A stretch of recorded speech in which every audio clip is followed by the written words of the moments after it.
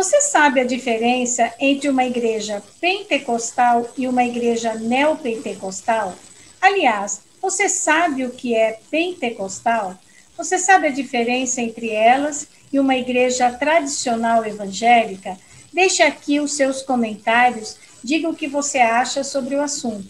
Esse é o tema dessa semana do canal Angeline.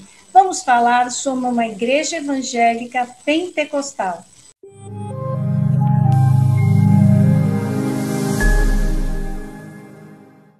Quem conversa conosco é o pastor Luciano Scala. Ele é da comunidade evangélica Vale de Bênção, uma igreja pentecostal. Pastor Luciano Scala, é um prazer recebê-lo aqui no canal Angeline. Muito obrigada por ter aceitado o nosso convite. Primeiramente, eu quero agradecer pelo convite e dizer que é uma honra poder participar desse programa, poder partilhar um pouco da palavra de Deus, partilhar um pouco da nossa igreja. Então, para mim é um prazer estar com você e com todos aqueles que estão acompanhando essa programação do dia de hoje. Pastor, eu queria entender, e acho que os nossos telespectadores, ouvintes, internautas também, qual é essa diferença quando a gente diz que uma igreja evangélica ela é pentecostal e quando ela é neopentecostal? Qual é a grande diferença entre elas? Na verdade, Cris, existem muitas diferenças. É igual nós pensarmos, por exemplo, aqueles que são católicos, pensar numa igreja católica romana, numa igreja ortodoxa, né? São ritos diferentes, são doutrinas diferentes e, sobretudo, são teologias diferentes. Então, se nós pararmos para fazer uma análise das igrejas que são consideradas históricas, as igrejas reformadas, ela possui uma linha teológica que nós chamamos de uma linha calvinista. Então, eles têm uma concepção da salvação pelo calvinismo, aquilo que João Calvino ensinou. Se nós olharmos para as igrejas, por exemplo, pentecostais, nós temos como uma linha de pensamento a teologia de Armínio, que é uma teologia diferente do calvinismo. Essa é uma das grandes diferenças, mas também existem diferenças, por exemplo, no culto, na liturgia do culto, da forma de se crer, da manifestação do Espírito Santo. É igual nós compararmos um católico de um católico da igreja carismática. Existe uma outra concepção acerca do Espírito Santo. Então, se nós analisarmos a grosso modo, né, num primeiro momento, numa primeira análise, nós dizemos que as igrejas pentecostais, elas acreditam que a manifestação do Espírito Santo, os carismas, os dons, eles ainda ocorrem nos dias de hoje. Já as igrejas tradicionais, como, por exemplo, as igrejas batistas, as igrejas como a presbiteriana, eles acreditam que o Espírito Santo, aquela manifestação que os pentecostais, que os carismáticos acreditam para os dias de hoje, eles acreditam que isso ocorreu, mas ocorreu no período apostólico, no período de Atos dos Apóstolos, daquelas igrejas onde Paulo percorreu, e apenas naquele período.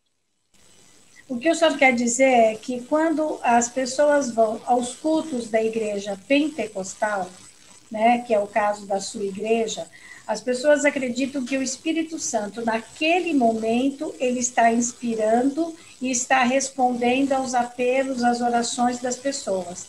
E enquanto as outras igrejas acreditam que isso aconteceu só quando o Espírito Santo se manifestou com os apóstolos. É isso que eu entendi? Na verdade, Cris, o que se acredita nas igrejas pentecostais é acerca dos dons espirituais, os dons do Espírito. Nós temos uma relação de dons citados pelo apóstolo Paulo, do derramado do Espírito Santo. Por exemplo, o dom de falar em outras línguas, o dom de profecias, dom de visão, dom de cura. O que as igrejas pentecostais acreditam? Que esses dons e alguns outros, eles, até os dias de hoje, eles são derramados na igreja.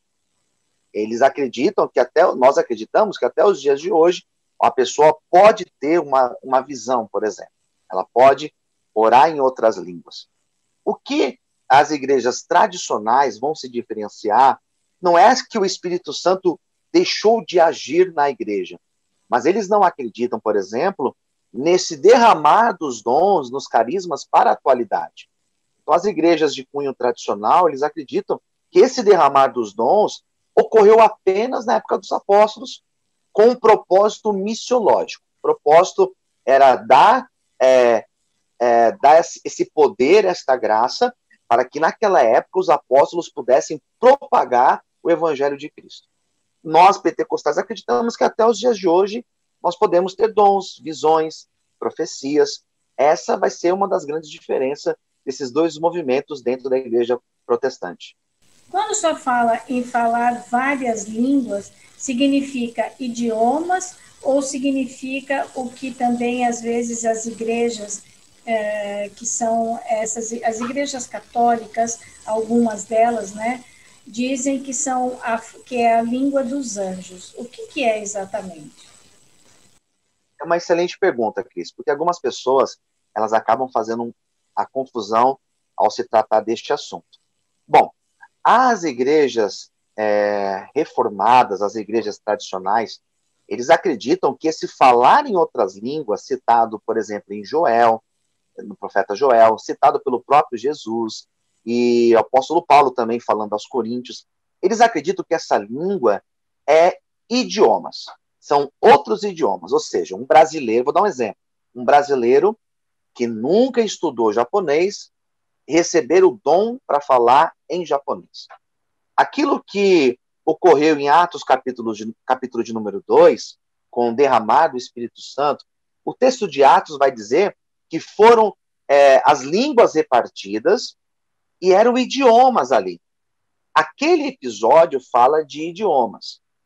O que o apóstolo Paulo fala sobre línguas, o que ele vai dizer? Ele vai falar que não significa língua de anjos.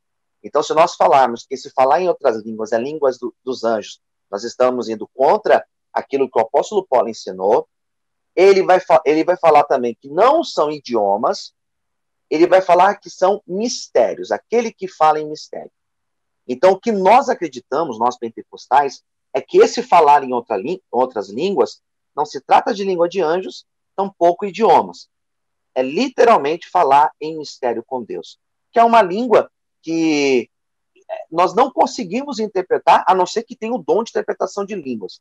Nós não conseguimos compreender, porque é o nosso espírito se comunicando com Deus por meio do Espírito Santo. Mas então, como que isso se manifesta? Por exemplo, eu estou lá na sua igreja, eu recebo esse dom das línguas, tá certo? Aí, do idioma, né? Enfim, é das línguas, né? Que eu digo. Então, eu recebo esse dom. Como que eu sei o que exatamente eu estou falando com o Espírito Santo? O que o apóstolo Paulo nos ensina na primeira carta aos Coríntios, que esse falar em outras línguas é falar em mistério com Deus. Então, é uma comunicação do Espírito de Deus conosco. E o nosso espírito se comunicando com o Espírito de Deus. Então, essa comunicação, em alguns casos, a pessoa, juntamente com o dom de línguas, ela recebe o dom de interpretação de línguas. Isso é muito raro acontecer, mas às vezes acontece. O que geralmente acontece é que aquela pessoa ela está no momento de oração, ela está no momento ali do culto, ou na sua própria casa, fazendo a sua oração, e ela recebe esta unção do Espírito Santo, e ela começa a orar em outras línguas. Por mais que ela não esteja compreendendo o que ela está orando, o apóstolo Paulo vai dizer que aquele que ora em línguas, ele está edificando a si mesmo. Né? Ele, pelo fato de ele estar orando em línguas, ele está comunicando o seu espírito com o Espírito de Deus. Por mais que ele não entenda, por mais que ele não saiba o significado, é uma comunicação totalmente espiritual. Alguém que estiver ao lado, que não tem o dom de interpretação de línguas, ele vai ouvir, mas ele não vai compreender aquilo que está sendo orado. E a igreja pentecostal, ela acredita em Deus Trino? Eu não entendi, Cris, desculpa. A igreja pentecostal, a sua igreja, acredita em Deus Trino? Acredita. A doutrina da Trindade, essa doutrina, ela não vai ser diferente nas igrejas pentecostais, nas igrejas protestantes, melhor dizendo. Tanto o protestante que é de uma linha reformada, como também o tradicional, o pentecostal ou o neopentecostal, todos acreditam na Trindade. Todos nós acreditamos no Pai, no Filho e no Espírito Santo. Aquela ideia da Trindade é uma ideia que existe em toda a igreja protestante. E qual é e Nossa Senhora, ela não faz parte da crença de vocês, não é? Na verdade, Cris, nós acreditamos na ideia de Maria, nós respeitamos Maria.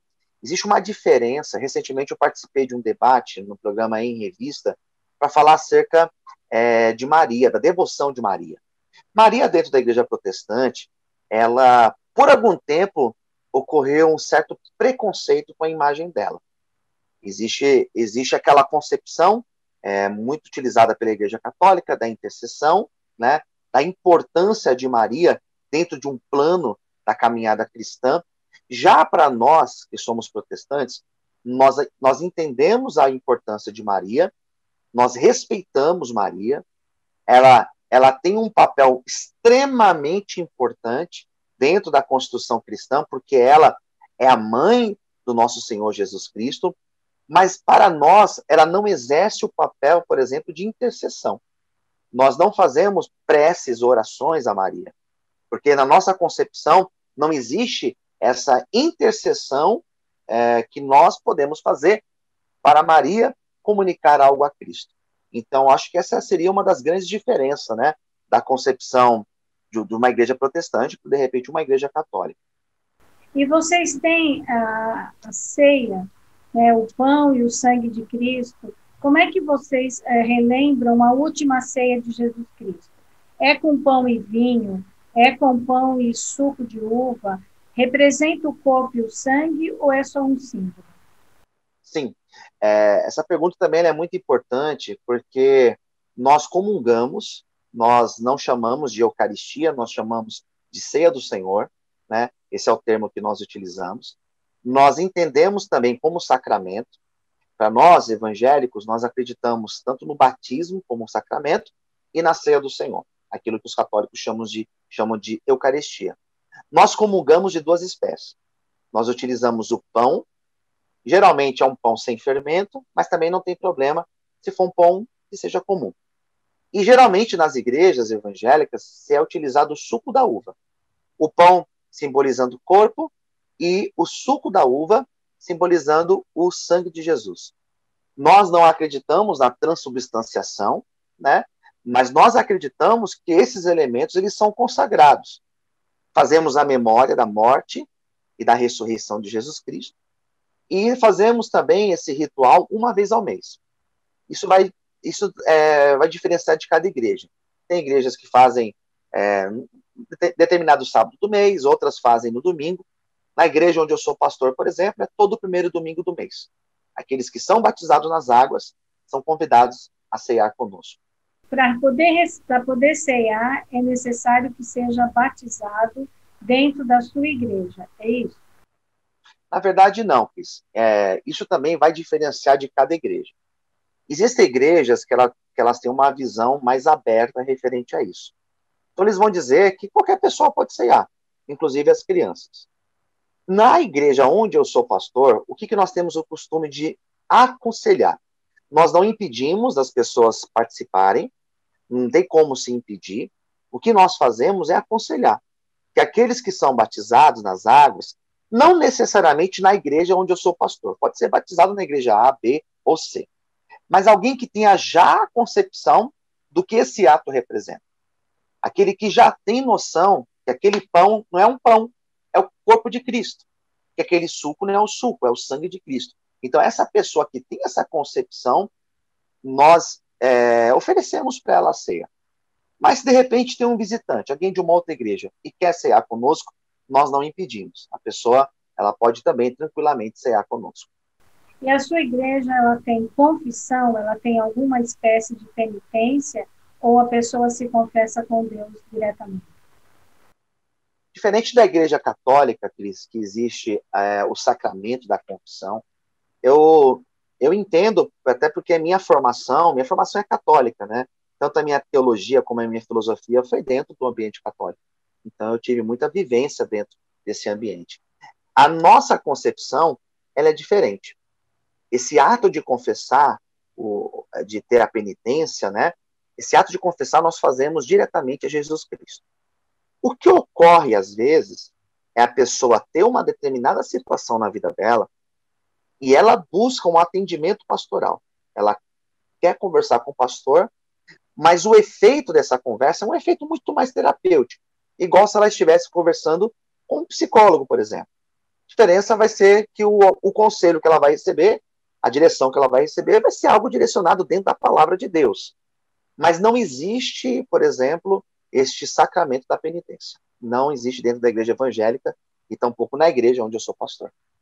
Agora, pastor, eu queria saber uma coisa que eu não quero criar polêmica, mas que às vezes eu fico pensando. Por exemplo, quando eu vou a uma igreja, eu gosto de ter um pouco de silêncio, sabe? De orar, de rezar, seja o que for, mas enfim, de uma conversa com Deus e que eu fique em silêncio, que eu ouça, enfim, não chega a ser uma meditação budista, mas que você fique ali um pouco em silêncio. A igreja evangélica, particularmente, eu acho que ela é um pouco, desculpa o termo, mas um pouco barulhenta. As pessoas falam ao mesmo tempo. Então, tem uma pessoa orando em voz alta, a outra fica, amém, aleluia. Isso não é uma coisa que atrapalha. Eu fico pensando, como que a pessoa se concentra? Como é que vocês entendem essa oração? Essa oração mais reflexiva, essa oração eu acho ela muito importante, porque o próprio Jesus Cristo, quando ele nos ensinou a orar, isso foi uma recomendação do próprio Jesus Cristo, né? Ele, quando ensina a orar, ele ensina a orar dentro do quarto, fechar a porta em secreto ali, você orar. Ou seja, é uma coisa muito íntima. Existem algumas igrejas, eu sou um pastor, que a minha conversão, eu fui batizado dentro de uma igreja batista. E a igreja batista, ela tem essa característica dessa oração mais reflexiva, de ter esse momento de silêncio, onde é feita uma oração particular, que é diferente de uma igreja pentecostal. As igrejas evangélicas, elas são muito diferentes uma da outra. Talvez a igreja católica, ela seja muito mais uniforme, né? Talvez você vai num culto, numa missa na zona sul de São Paulo e vai numa missa na zona norte, numa outra igreja católica, e você vai se sentir no mesmo ambiente. No mundo A inteiro, né? liturgia, no mundo inteiro, né? No mundo inteiro. É a mesma liturgia, a leitura. Essa uniformidade que ocorre dentro da igreja católica ocorre nas igrejas, mas dentro da sua própria linha. Se nós entrarmos na igreja, vou dar um exemplo aqui, né, a Igreja Universal, por exemplo. Qualquer parte do mundo, o culto vai ser igual, a liturgia é igual. As igrejas pentecostais, elas têm essa diferença. Cada igreja, ela tem o seu rito, a sua liturgia e a sua forma de se comunicar com Deus. Então, pode ser que você entre numa igreja e que você vai encontrar um ambiente exatamente assim como você descreveu, mais silencioso,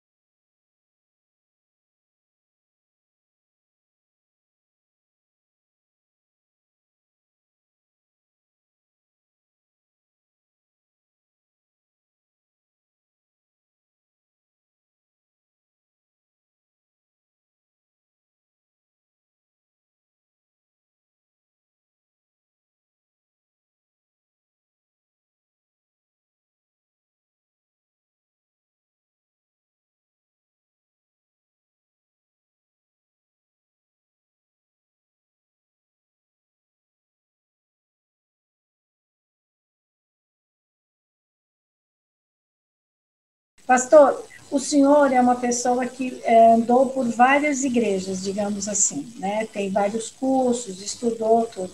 Mas o que te fez? Porque assim, o senhor nasceu católico, de católico o senhor foi para a Igreja Batista e da Igreja Batista o senhor foi para a Igreja Pentecostal. As Isso. igrejas pentecostais hoje, neopentecostais, elas são muito criticadas, né? O que fez o senhor fazer essa trajetória? Mas como assim, muito criticadas? Em qual Porque às sentido? vezes as pessoas falam, você vai lá, vai dar dinheiro para o pastor te engana, não sei o quê. Eu acho até que tem muito preconceito contra a igreja evangélica, né? Principalmente a pentecostal e a neopentecostal. Mas o senhor sai de uma igreja católica, né, que é uma igreja tradicional. Aí o senhor vai para uma igreja batista, que também é uma igreja tradicional, é uma igreja da reforma, e aí o senhor muda para uma igreja pentecostal. O que te levou a fazer essa trajetória? Qual foi a Sim, diferença, ou por que que o senhor se encontrou na igreja pentecostal e não na igreja batista, por exemplo? sim. Ótima pergunta.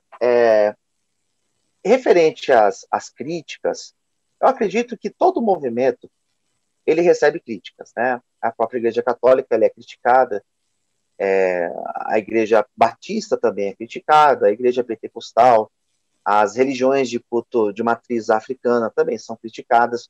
Então, a crítica, na verdade, aos movimentos religiosos, elas ocorrem de todas as partes, né? As igrejas neopentecostais estão bem criticadas também. Então, referente às críticas, eu acredito que isso vai ocorrer em qualquer movimento religioso que a pessoa decidiu seguir. Onde ela vai seguir, ela vai ser criticada ou por alguém que não tem conhecimento, por alguém que talvez nunca participou, não conhece, nunca foi lá, ou simplesmente porque é diferente do outro. Às vezes, pelo fato de ser diferente, a pessoa é criticada. Então, no primeiro momento, a minha resposta é essa, referente às críticas, né? A crítica é indiferente porque vai correr independente do movimento religioso que a pessoa esteja. Agora, referente a essa migração que eu tive, eu passei pela igreja católica, eu nasci na igreja católica, depois, aos meus 13 anos, eu fui para uma igreja batista, onde eu tive experiências com Deus dentro da igreja batista, e daí eu migrei para uma igreja pentecostal. Essa migração, ela ocorreu de forma natural. A partir do momento que eu fui conhecendo, que eu tive acesso, que eu tive conhecimento de uma outra forma de se conceber Deus, de se relacionar com Deus, eu me identifiquei mais. O interessante é que, pelo fato de eu ter migrado, por exemplo, da igreja católica para a igreja batista, e hoje estou dentro de uma igreja pentecostal, e sou pastor de uma igreja pentecostal há 18 anos, há 19 anos, não desconstrói tudo aquilo que eu estive, que eu vivi, que eu passei nas demais denominações. Eu já fui de uma igreja batista, hoje respeito, entendo perfeitamente a maneira do batista se relacionar com Deus, porque eu já estive lá, eu sei como é que é, da mesma forma o católico, eu respeito, mas a minha forma que eu mais me identifiquei de relacionar com Deus foi justamente onde eu estou hoje, sendo pastor de uma igreja pentecostal. E o que é exatamente essa fórmula que o senhor encontrou? O porquê que o senhor se encontrou na igreja pentecostal? O que ela tem de diferente das outras religiões pelas quais o senhor passou? Ela vai se diferenciar, primeiro, pela concepção bíblica. A concepção bíblica de uma linha pentecostal é diferente de uma linha tradicional batista, que é diferente de uma linha católica. Então, Então, quando você. qual é essa diferença, pastor? Só para a gente poder Então, entender. sim, para se pontuar, né? É. A maneira, a maneira, por exemplo, de se relacionar com o Espírito Santo. A maneira que um protestante pentecostal se relaciona com o Espírito Santo é diferente, por exemplo, de um batista, que tem a concepção, que acredita no Espírito Santo, mas acredita nesta ação que ocorreu lá em Atos dos Apóstolos. A vivência que eu tenho com Deus hoje, que eu tenho com o Espírito Santo, mostra que o Espírito Santo, até a atualidade, continua agindo. É nisso que eu acredito. É nessa convicção que eu caminho, é nessa fé que eu vivo. Então, esse sentido que eu encontrei dentro de uma igreja pentecostal, eu não tinha encontrado ainda numa igreja batista e numa igreja católica. Eu encontrei onde eu estou hoje. O senhor fala que é basicamente a maneira de orar, de se dirigir a Deus e a maneira de interpretar o retorno disso. É isso que nós estamos falando? A maneira de eu me relacionar com Deus e a minha maneira de ser igreja, a minha maneira de fazer missão, a minha maneira de me comunicar com o outro, né? O meu relacionamento com Deus, ele vai refletir nesse meu relacionamento com o próximo, com o outro. Então, a partir do momento que eu tive essa experiência com o Espírito Santo, que eu tive essa vivência dentro de uma igreja pentecostal, a minha maneira de me relacionar de forma missiológica, de forma de fazer missão, de ser igreja, ela muda também. Daí teve essa identificação, né? Daí que eu me identifiquei com essa ideia, com essa visão e com essa teologia que é ensinada dentro de uma igreja pentecostal. Pastor, e qual é a diferença entre a igreja pentecostal e a igreja neopentecostal? O movimento neopentecostal, Cris, ele explode no Brasil nos anos 70. E é uma linha que ela tem algumas diferenças muito grandes da teologia para a igreja pentecostal tradicional. Por exemplo, eles usam muito a ideia de uma teologia positiva, que é aquela ideia de você profetizar, de você determinar, de você falar as coisas, e as coisas acontecerem conforme você acabou determinando. Isso foge um pouco... Em nome de Jesus, esse carro será meu. É isso. Que é ligada à teologia da prosperidade. Exatamente. Que é ligada à teologia da prosperidade, que tem essa ideia do retorno, que as igrejas pentecostais tradicionais, as pentecostais clássicas, elas não têm essa concepção dessa troca, né? De você determinar. Quando você determina, você acaba colocando acima da soberania de Deus aquilo que eu determinei, e nós não acreditamos. As igrejas neopentecostais, elas têm essa linha voltada à prosperidade. Então é muito comum você entrar num culto de uma igreja neopentecostal e você ouvir o apelo para se falar acerca do dinheiro, acerca das ofertas, dos dízimos, um apelo muito maior do que numa igreja tradicional ou numa igreja pentecostal. Então, essas diferenças são diferenças muito radicais, são muito grandes, que muda totalmente a nossa relação com Deus. Por isso que eu não sou um pastor de uma igreja neopentecostal. Além disso, eles trabalham também, desculpa, Cris, eles trabalham muito também a questão de quebra de maldições, as igrejas neopentecostais, esses cultos voltados a esse tipo de trabalho de quebra de maldição, que é diferente também de um culto da igreja pentecostal. É isso. O culto da igreja pentecostal, ele é um culto onde o pastor fala, as pessoas oram, e aí, uma vez por mês, acontece essa ceia do Senhor. É isso que é o culto da igreja pentecostal? Então, o culto de uma igreja pentecostal, eu vou falar da minha, onde eu sou pastor. É um culto que existe uma abertura, onde essa primeira parte seja um homem ou uma mulher, um pastor ou uma pastora, nós temos pastoras, um diácono ou uma diaconisa, alguém vai fazer uma abertura da leitura de um texto, existe um momento do louvor, dos cânticos, um momento onde é feita a arrecadação das ofertas, a pregação da palavra e a oração. É um culto feito dessa forma. Geralmente é assim, o que vai mudar é o culto onde ocorre a ceia do Senhor, que é uma vez ao mês, aos domingos, geralmente, onde nós celebramos, além de todo esse culto, essa liturgia, nós também inserimos a ceia do Senhor no momento do culto. E, pastor, eu vejo, às vezes, pelas suas publicações, eu recebo no Facebook, eu olho, o senhor também fala muito, o senhor faz também muita caridade, né? O seu grupo é um grupo que sai, que faz... eu não sei se eu estou enganada, mas não são muitos os evangélicos que costumam ter essa atitude que tem a sua comunidade, não é? Você tem católicos e espíritas que ajudam muito moradores de rua, mas não é tão comum com os evangélicos. O senhor tem essa atitude. Exato, Cris. Essa é uma característica é uma característica da nossa igreja, por isso que eu digo que não tem como nós colocarmos os evangélicos, todos os movimentos evangélicos, todas as igrejas evangélicas, em um bloco apenas, porque existem cada igreja com as suas características diferentes, e a nossa igreja ela tem essa característica. Hoje eu sou pastor de uma igreja que é numa periferia aqui de São Paulo, uma igreja de um bairro muito simples, chamado Vila Brasilândia, e essa igreja, apesar de ser uma igreja pequena, ela é uma igreja que ela é viva nesse sentido. Então, nós distribuímos refeições, toda sexta-feira são 500, 700 refeições que nós entregamos. Nós temos uma casa de recuperação, onde nós atendemos dependentes químicos. Essa veia social é uma veia que a nossa igreja tem. Muitos evangélicos fazem isso, né? Como também muitos católicos, muitos espíritas, mas não é uma regra, não é uma regra. Nós não fazemos isso pensando numa forma de penitência, de você pagar por pecados, nós não fazemos com essa concepção, nós fazemos o bem simplesmente porque nós entendemos que fazer para o próximo é fazer para o próprio Cristo, é cumprir aquilo que está em Mateus capítulo 25, né? Tive fome e deste-me de comer.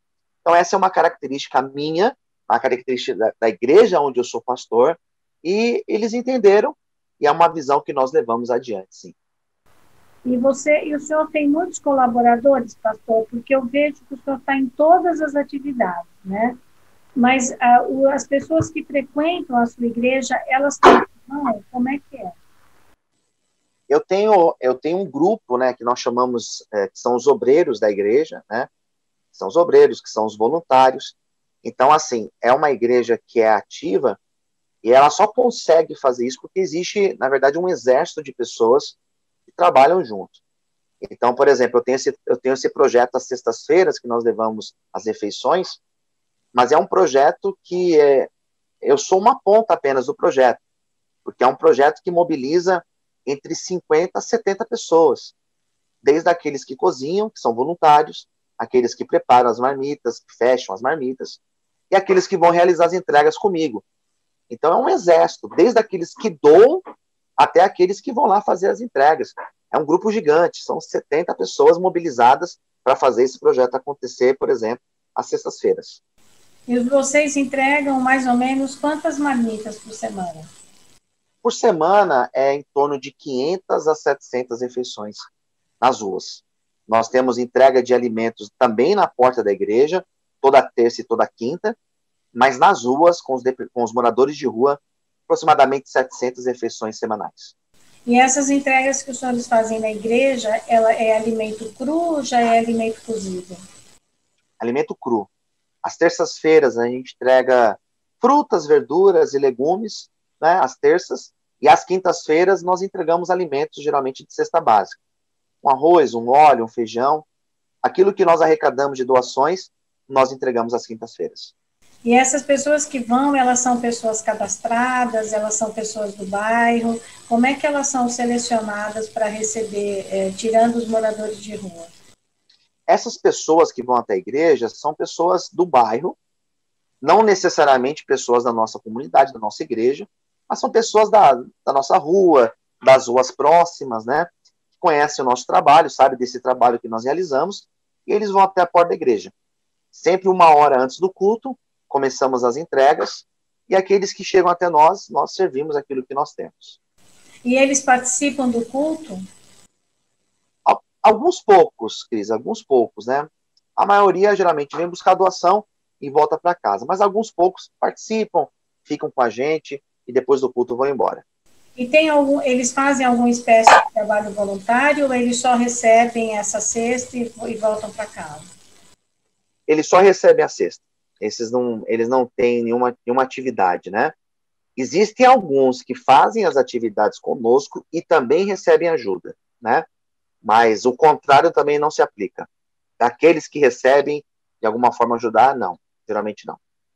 Pastor, tem uma característica das igrejas evangélicas que eu pessoalmente admiro muito, que é uma ajuda que as pessoas fazem aos irmãos, como se diz, né? Ajude o irmão que está desempregado.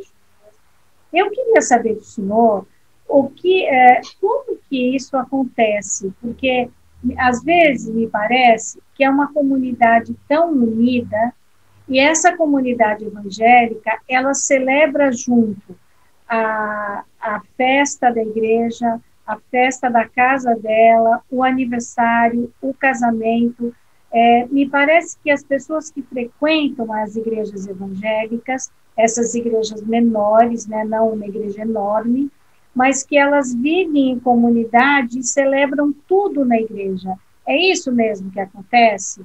E o trabalho dos obreiros, às vezes, ele é mais importante do que o pastor, me parece, porque os obreiros é que fazem essa união entre as pessoas. É isso? Então, Cris, a tua fala é correta, é isso mesmo. Esse movimento, essa engrenagem, de fato, os obreiros são de extrema importância, né? Isso ocorre, essa unidade, ela ocorre de uma forma muito natural. Mas também vale ressaltar que são nas igrejas menores. As igrejas maiores, acaba que fica um pouco difícil de se fazer esse tipo de dinâmica. Mas as igrejas menores, as igrejas de bairro, de periferia, eu sou pastor de uma igreja de periferia, então eu conheço a nossa realidade. As igrejas menores, acaba que existe uma comunicação maior, nós sabemos os problemas, das dificuldades de um dos outros, e nós procuramos nos ajudar. É exatamente isso. De repente, um que está com uma dificuldade financeira, procuramos ajudar, seja com alimento, seja ajudando numa conta, porque, na verdade, todos nós estamos sujeitos a passarmos por um momento difícil. Então, essa unidade, de fato, existe. As igrejas maiores ficam um pouco mais difícil de acontecer, mas as igrejas menores, numa maioria, realmente, acontece essa unidade, que é uma característica muito marcante nossa. Pastor, e a igreja evangélica hoje, ela também é um motivo de polarização, né? Muita gente fala, são os evangélicos, eles acreditam no governo, eles não acreditam, eles querem tomar vacina, eles não querem tomar vacina. Como que o senhor vê esse movimento entre os evangélicos e os não evangélicos dentro desse país que está tão polarizado, tão precisando de Deus? Fala sério, pastor. É complicado, né? E a gente percebe, Cris, que as igrejas evangélicas, elas tomaram um rumo para esse sentido, e um rumo muito sério, né? Hoje nós temos deputados, nós temos vereadores, senadores, nós temos um presidente que levanta uma bandeira. Então acaba que acontece essa identificação, que ela tem os seus perigos, né? Porque ela pode ir para um fanatismo, ela pode fugir daquilo que é racional. Então, assim, essa polarização, ela existe. A gente encontra muitas pessoas dentro da igreja fazendo coro com aquilo que o presidente Bolsonaro coloca. Eu, particularmente, concordo com algumas coisas que ele fala, não concordo com outras, não concordo com tudo, né?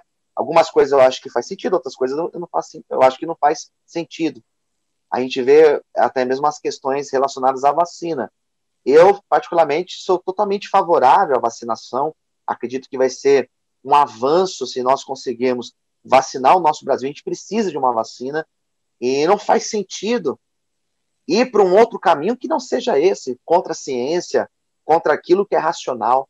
E, infelizmente, muitas igrejas, muitos pastores levantaram uma bandeira que é perigosa, que se aproxima de um extremismo, se aproxima de um fanatismo, que independente do movimento religioso, seja qual for o movimento, todo fanatismo, todo extremismo, ele é perigoso. Seja o Islã, seja um católico, seja um protestante, ele vai ser perigoso. Porque também essa história do armamento, não é possível que um cristão seja a favor do armamento, né? Então, Sim. tudo isso parece que assim, as pessoas elas falam tanto Deus acima de tudo, Deus no controle, e daí elas são favoráveis ao armamento, elas são favoráveis ao racismo. Então, isso, como diz na minha terra, pastor, não orna, né? Isso não combina. Isso não tem nada a ver com a palavra de Jesus. Ou eu estou enganada? Não, o caminho é esse. Eu participei, Cris, de um debate alguns meses atrás para falar sobre a questão do armamento, né? Se eu era favorável ou se eu era contra. E eu sou contra, né? Eu sou contra o armamento da sociedade. E eu tive pastores do outro lado dizendo o contrário. E pastores que eu respeito, excelentes teólogos, de renome que são favoráveis, né? Eu, particularmente, eu levanto a bandeira de não se utilizar a arma por diversos motivos, Entre eles, por ser pastor de uma realidade de periferia e conhecer o efeito direto de uma arma dentro de uma casa, né? Então, eu acredito que não seja esse o caminho. Mas, infelizmente, nós encontramos essa incoerência de nós acreditarmos na Bíblia, de nós acreditarmos num Deus soberano, acreditarmos em um Jesus de paz e, mesmo assim, acreditar que se deve, por exemplo, usar arma. É uma grande incoerência do meu ponto de vista. Agora, pastor, o senhor também faz parte de grupos interreligiosos, de grupos que conversam, inclusive, sobre o ecumenismo, né? O senhor Sim. acha que a saída para que as pessoas também conversem, entendam um pouco a sua religião e respeitem a religião do outro, ela passa por esses grupos interreligiosos? Eu não digo que é o caminho, eu não digo que esse seja o caminho, mas eu digo que essa é uma possibilidade de se caminhar. Não é o caminho, a única saída, a solução para tudo, mas eu acredito que seja o respeito. O respeito deve existir, né? O fato de eu participar, por exemplo, de um grupo interreligioso, eu participo porque eu respeito o outro. Já parto desse princípio, né? Se eu não consigo respeitar a fé do meu amigo, do meu outro, daquele que é diferente a mim, fica impossível da gente criar um ambiente de paz, né? Até porque eu não sou o dono da verdade. Eu não sou aquele que tem para si a verdade absoluta. Não existe uma verdade absoluta. O que existe são formas diferentes de se compreender uma verdade. Então, acredito que você respeitar o outro seja o caminho fundamental para a gente construir uma sociedade melhor. E os diálogos interreligiosos propõem isso, né? É uma das propostas. Pastor, o que mais o senhor gostaria de falar sobre a sua religião que eu não te perguntei? Cris, eu achei que as perguntas foram muito boas, muito diretas, né? Acredito que essa clareza no diálogo fica mais fácil para quem está assistindo a gente conseguir compreender um pouquinho mais da minha religião, da minha fé, compreender um pouco mais daquilo que eu faço também na minha igreja. Eu acredito que o caminho seja esse. Nós acreditamos em Jesus Cristo, acreditamos na palavra de Deus, na Bíblia, temos na Bíblia o nosso livro de regra de fé, acreditamos na ação do Espírito Santo, na transformação do indivíduo. É isso que eu acredito, que o indivíduo pode ser transformado pelo poder de Deus, pelo poder da sua palavra. Mas eu acredito que das perguntas que você me fez foram perguntas excelentes e eu acredito que tenha ficado bem claro para aqueles que estão acompanhando a gente. Tá legal. Pastor, muito obrigada pela sua entrevista. Agradeço aqui o seu tempo, né, precioso dedicado a essa entrevista, mas eu agradeço principalmente o trabalho que o senhor faz aqui na periferia de São Paulo, que eu sei que é muito bom, né? Essa casa que recebe os dependentes químicos, esse trabalho que o senhor faz com os moradores de rua e principalmente esse movimento que o senhor faz dentro da sua igreja. Porque, embora eu não tenha nenhuma igreja, mas eu creio que entre a fé e a caridade está acima da fé. E a gente precisa olhar para o outro para que esse mundo seja melhor. Então, eu te agradeço imensamente, porque eu sei que o senhor é um pastor que coloca a mão na massa. Muito obrigada por sua entrevista. Muito obrigada mesmo. Eu que agradeço, Cris. Eu que agradeço pelo convite, pela entrevista, pelo espaço. Deus continue abençoando a tua vida, todos do teu canal. E é um prazer. Sempre que precisar, estarei à disposição. Sempre que precisar, pode contactar comigo, que eu estarei disposto a auxiliá-los aí. Deus abençoe. Amém. Muito obrigada, pastor.